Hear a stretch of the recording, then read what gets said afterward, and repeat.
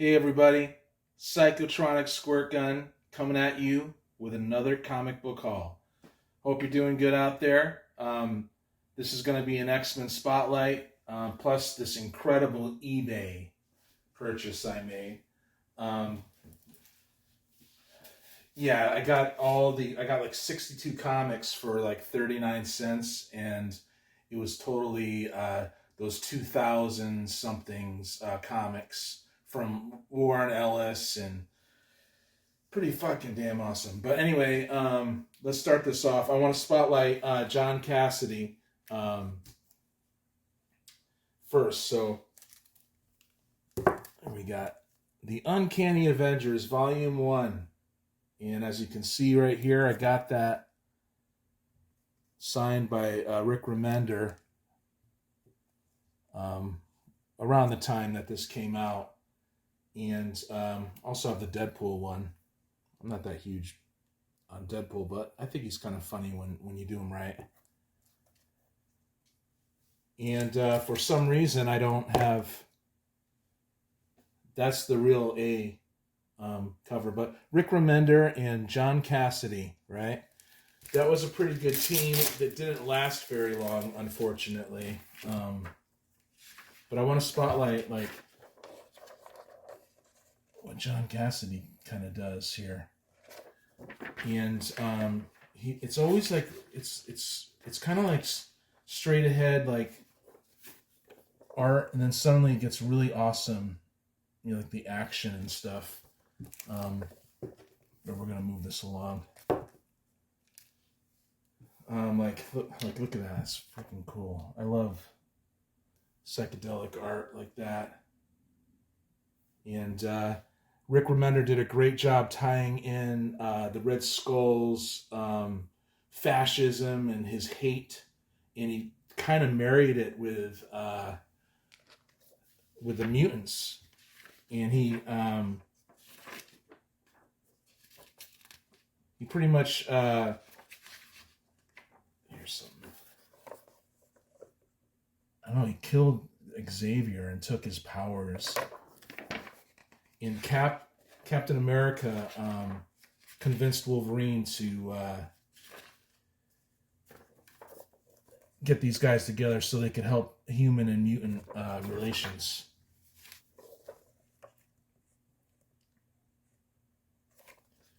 And I wish John Cassidy stayed on Uncanny Avengers, but he didn't, and I think it kind of went downhill consequently. Here's another one. You know, this was a little after the new Avengers with Bendis and his bringing Wolverine into Avengers for the very first time. It's cool stuff. I always liked Cassidy because it pulls you in, even though it isn't always very flashy. He renders action scenes really well, and it pulls you in and it moves you along in the story. But anyway, we're gonna move it along. Here's number 4, the Uncanny Avengers. Some great stuff. Highly recommend the first couple arcs. But Rick Remender's Uncanny X-Force was the gold, especially the first like 3 arcs. Okay, here we go to Joss Whedon and John Cassidy. Joss Whedon now is known for being the director. He directed Avengers, but before that, and also Buffy. But he's also a really cool underground TV hit guy that never really made it on the networks, you know, like Dollhouse and, you know, Firefly, stuff like that. I always enjoyed his work. And so here's number 2. This is, you know, again, John Cassidy. And that's why I'm bringing up him again. That's a pretty cool cover, right? You know, and they always opened it with that. I like that. This was really cool. Danger Room became a sentient being.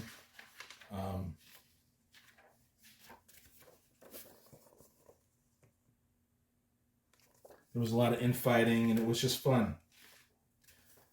Cassidy does these good like aerial stuff. He's a good sci-fi artist, which you'll see in the big score that I got. It's going to feature Cassidy. You know, the cool, you know, throwdowns and tensions, and they're mad at each other and all that stuff. The first issue of Astonishing X-Men had Cyclops and Wolverine going at it. It was pretty good stuff. Okay, so number 4, number 5. See, these are all awesome covers too. You know, you get haunted by Jean Grey, right? When you're on the X-Men team. All of them were always haunted by that stuff. But I'm moving along now. Pretty cool, huh?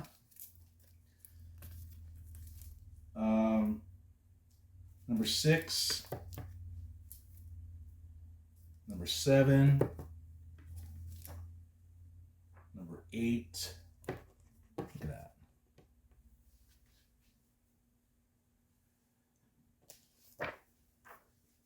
Great art.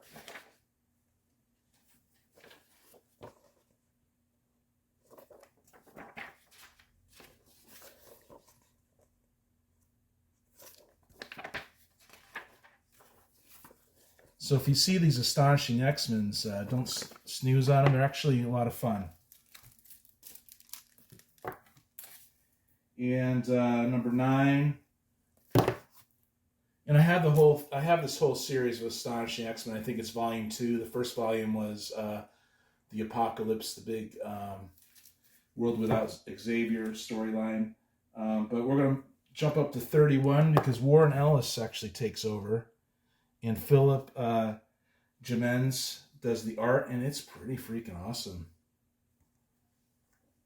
And I think that this didn't get as much attention because once Joss left, you know, people kind of just bailed on it. Look at that. You know, that's why you got the Brood right there. I mean, it's cool stuff. Hope you can see that.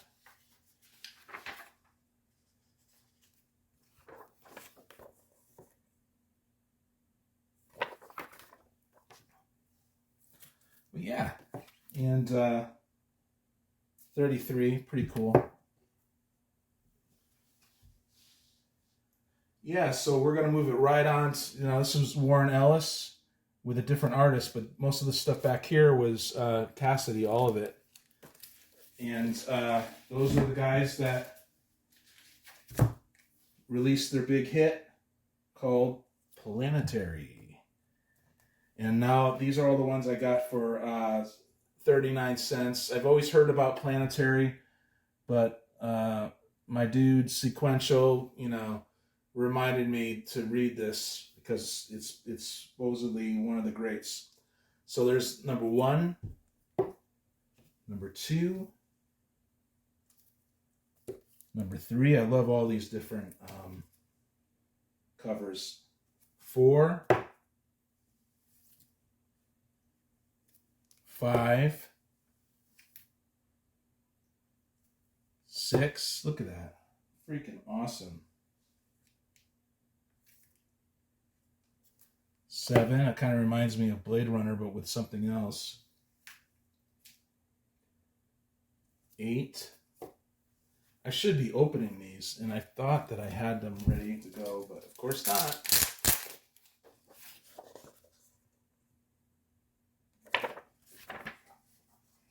But yeah, Warren Ellis, I think this put him on the map. I had some stuff selected and I didn't remember. Well, that's how I do it sometimes. This is 9, 10, 11. See if there's anything on 11.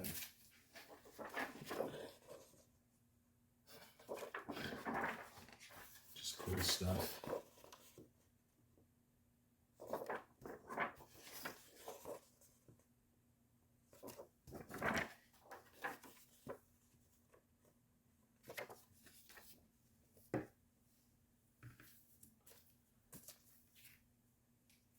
$12, 13, 14, 15, 16, 17. We'll take a look at 17.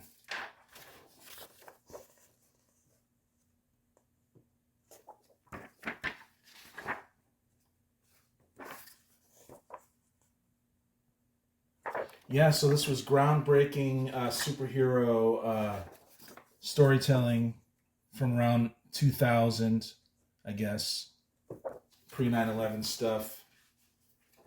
But I guess the superhero genre was being pushed at that time, and it was okay to take risks, and a lot of good stuff came out from this era.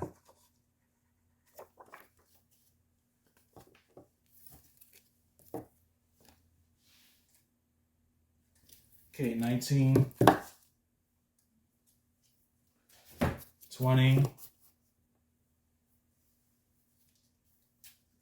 21. Look at that, Art Nouveau. That's pretty cool. Yeah, that Art Nouveau. I got another one of those, that copy of that too. Art Nouveau, you know, people think it's psychedelic, but actually that whole genre of art was, I think it was like pre-World War I or something.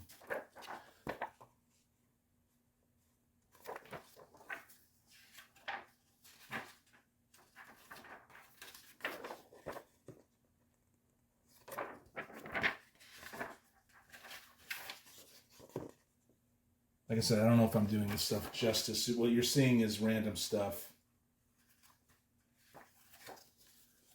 But I think Cassidy's a great writer. I mean, artist.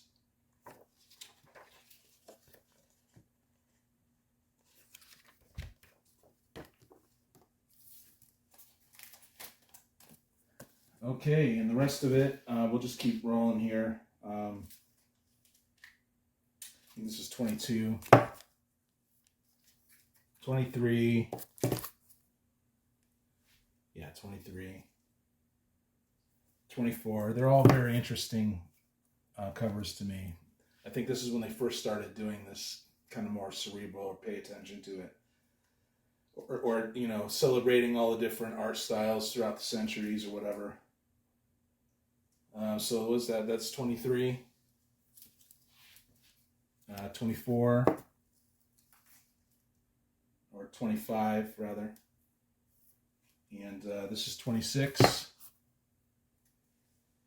and then the same team that did that art in Astonishing X-Men, Warren Ellis and Phil Jimenez, that does this. I can't believe I just got these. These are less than 50 cents. You know, the filthy 50 centers.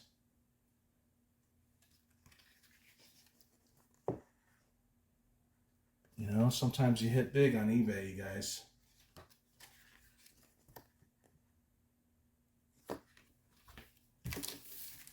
Yeah, and that's it. Thanks for watching the video. I really appreciate it. Here's a Planetary in JLA where they meet, you know, because DC was cool with Wildstorm at the time. Yeah, so if you like this video, please check out the other ones. They're all similar. Go into my description. There's only a few other channels that are similar to mine, but better. And I like to watch their videos, and because each one is like timeless, and you know, sometimes I even, you know, grab a notebook or whatever, right? Anyway, thanks for watching this, you guys, and see you on the next one.